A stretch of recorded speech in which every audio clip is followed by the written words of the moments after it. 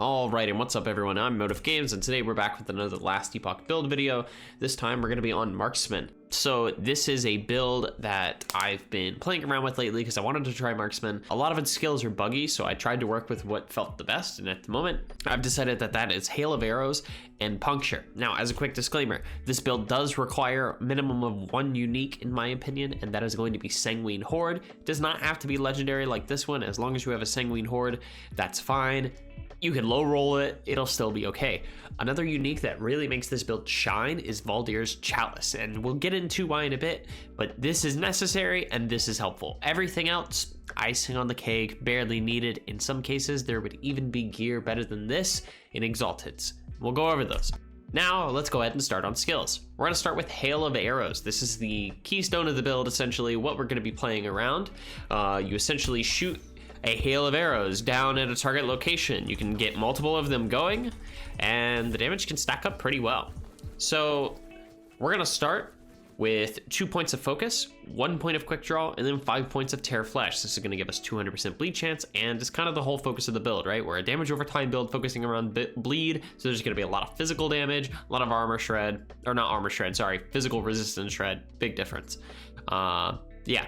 So with those out of the way, next is gonna be 5 points into Pristine Fletcher. Now, as a quick disclaimer, something that the game doesn't really tell you very well is that if you inflict a status ailment on an ability, damage buffs to the ability will actually apply to the status ailment. So this 90% multiplicative will apply to these bleed stacks, and that's why it's very important. After that, you're gonna go ahead and pick up your other 4 points of focus. I haven't done that yet, but you wanna max this out to 5. And then extra points are gonna go into steady. That should round you out at 20 points. If you happen to get like plus level to this ability for whatever reason, those points will go to volley, giving you the extra area, just making it a little easier to clear mobs with it. That's pretty much it for this. Let's talk about shift. With shift, you're gonna start with 2 points of shadow repercussion, 1 point of jade quiver, and then 5 points of venom tipped arrows. This is gonna give us increased damage over time after we use shift. So the whole idea is you wanna shift, then Q. No brainer there. 4 points into swift recovery. This will help with mana. The build can get a little mana hungry, especially considering shift is going to be 17. So this basically refunds itself. And then 1 point of shadow slip, just a little bit of survivability because rogues can be a little squishy. After you get shadow slip, anything left over, put 2 points into velocity and then points into hypovolemia. After that, jagged cuts would be very great. There is an argument to say that we should be doing this over the venom tipped arrows, but I haven't done any DPS testing yet on that. Give it a try if you want. You could even maybe cut the swift recovery if you feel like your mana is actually good enough, but I think that'd be a little greedy. With enough points though, I feel like we can eventually just go ahead and grab this all. It won't be a big deal. Now, on to Puncture. Puncture, very simple ability. Right click, shoot through enemies. No surprises there. We're gonna start with 2 points of perforate, 4 points of bloodthirst, and then 3 points of hunger. How this works is now, anytime we hit with Puncture, we gain a stack of Bleeding Fury. Bleeding Fury will give us 60% bleed chance. We can have up to 6 of these, so we can get a lot of bleed chance out of this. And from there, 1 point of Press the Attack. This will give us haste, helping us get those stacks a little bit easier. 1 point of Toxic Delivery, and then 3 points of Officious Toxin. This makes it so that we have a chance to apply a 10% damage buff, essentially to whatever enemy gets applied by this. It's not a big deal, but I feel like it's a little nice. If you don't want to bother with this, because honestly it's not that great, you could just go ahead and dump 5 points into Splinter first and then go ahead and add this. But if you add this first like I did, 5 points into Splinter will be a very helpful thing as well, because physical resistance shred will help bleed. Resistances do affect damage over time effects, armor does not. Now let's talk about Dark Quiver. Whenever you use Dark Quiver, you essentially shoot black arrows into the air, you pick them up, your next ability gets buffed by them. So with that in mind, we're gonna put 4 points into Scourge Quiver, 1 point, or 2 points into Crimson Quiver, and then 1 point into Lacerating Arrows. This way, if you happen to use it with your Puncture, it's not that big of a deal, and we're still kind of happy with it.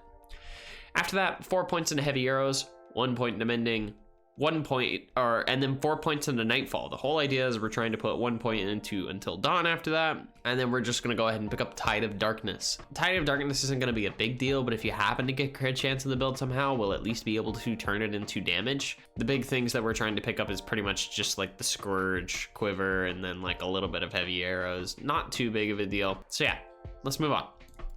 For our last ability, we have Smoke Bomb. You should be familiar with this at this point if you've played any other rogue build. You lay down a cloud of smoke. We're gonna go with 1 point into thick smoke, 4 points into eroding fumes, and 4 points into swirling fog.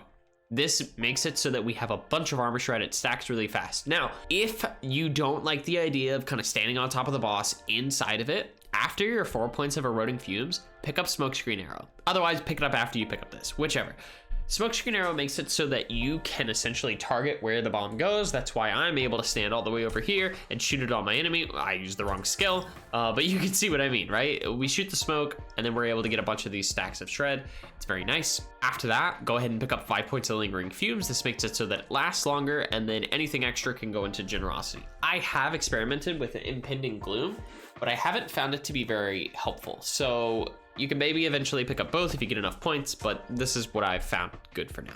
Now, with all that out of the way, let's talk about items. You'll notice that I've opened up the build planner here, and that's because a lot of the things that I consider to be good for this build, I don't even have yet. Part of it is just unlucky. The other end is that the game is going to be launching soon, and I really don't have enough time to invest into this build to push it as much as I would like. There's other builds I want to test right before launch, and so I can only give this a little bit more time, and I won't be able to like squeeze out some of these items. So as we said before, the first thing is Sanguine Horde. This thing is very helpful, converts our bleed chance on hit to bleed chance per second. So because of that, you can get chance to bleed on bow hit on your chest piece and chance to bleed on bow hit on your helmet. This is going to be extremely helpful because it's going to convert it over, and if you manage to roll well, it's going to make it even better. These are two of the most important lines that I can think of on here.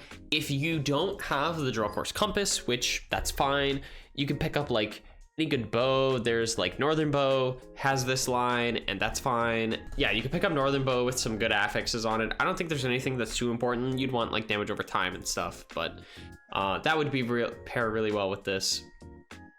Draw Course Compass passes in the meantime. It's got really good damage on it.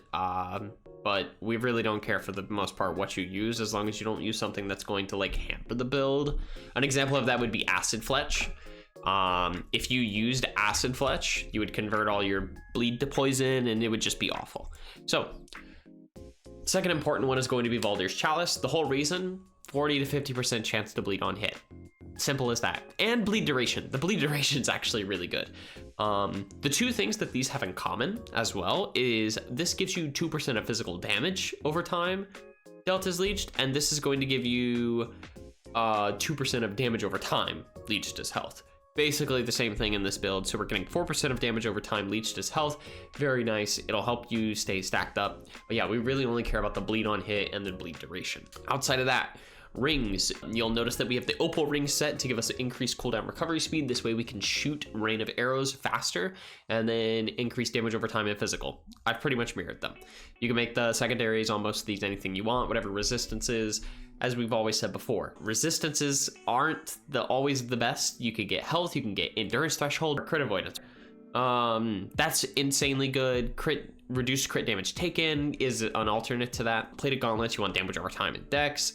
Boots, cooldown recovery speed as a suffix is the only big suffix change, right? As an affix, ideally you want like movement speed and vitality. That's really all they're there for. Oracle Amulet is very important because it's very hard to get damage over time taken reduction as a defensive line. This is like one of the only armor pieces that you can get that does this, and so it's just super helpful as like a late game defense item.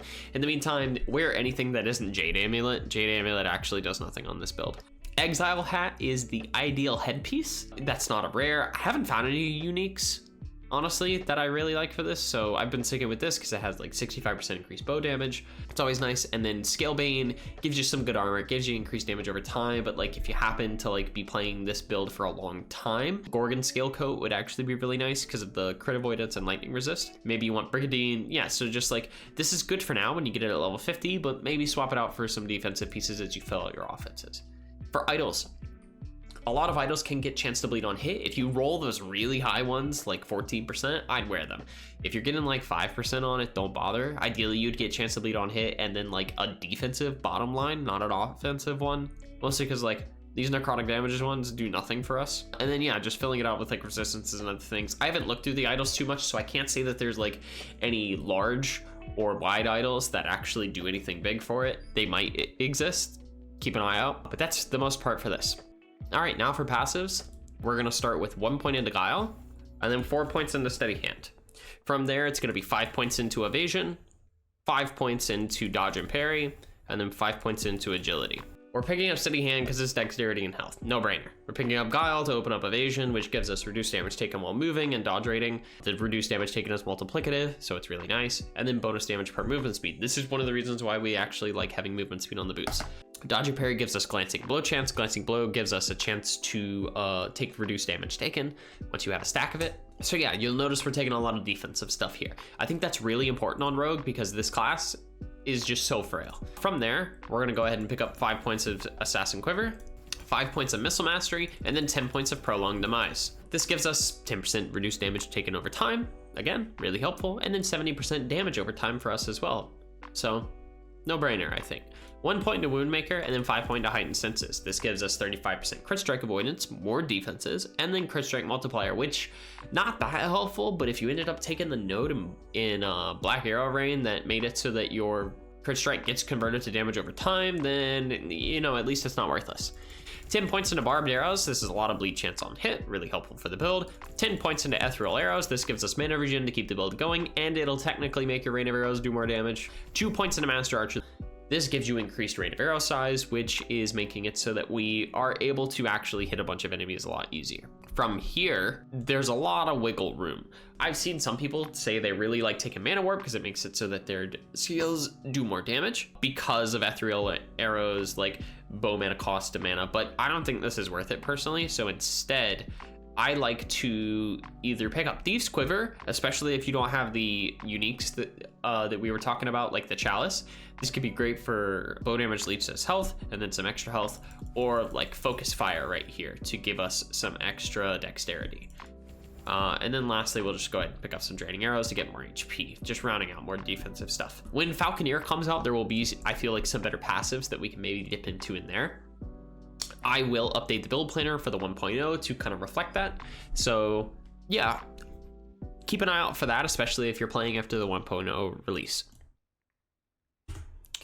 With that, I'd say that's pretty much the build. So we'll go over our usual tips and tricks because there are quite a few ways that you could squeeze out some extra damage in this. The first one I'm going to say is if you're playing the build and you feel like Dark Quiver is just too much to manage, you're constantly having to pick up the arrows, you feel like you're a little overwhelmed with this, or you're not using it enough, just go ahead and drop it. There's no reason to force yourself to use an ability that you're not making good use of, and pick up Decoy instead. It's a nice little defensive trait. You could bump up a bunch of efficient construction to make it not cost so much, and then grab like Sonic Detonation and the other like shred stuff. The frailty is really all we care about. You can get haste duration, damage reflected, blah blah blah blah blah. There's nothing in here that's like such a big deal that you care about it. All we really want is just something to kind of get enemies off your back.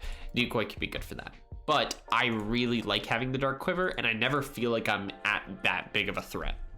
So what's the most we can scale out of this? The first thing would be to go ahead and get 6 stacks with Puncture. You can notice here that the stacks just refresh in their entirety once you hit. So you pretty much just want to try to keep it going once you're at 6. And then you can go ahead and throw out Dark Quiver, drop your smoke, and now all of a sudden we're getting a whole bunch of shred on them. And then you just want to start throwing out these hail of arrows now that you've got everything kind of working together. And you can see we're almost able to hit like 100 bleed. We would if I held down right click. That's pretty much the build.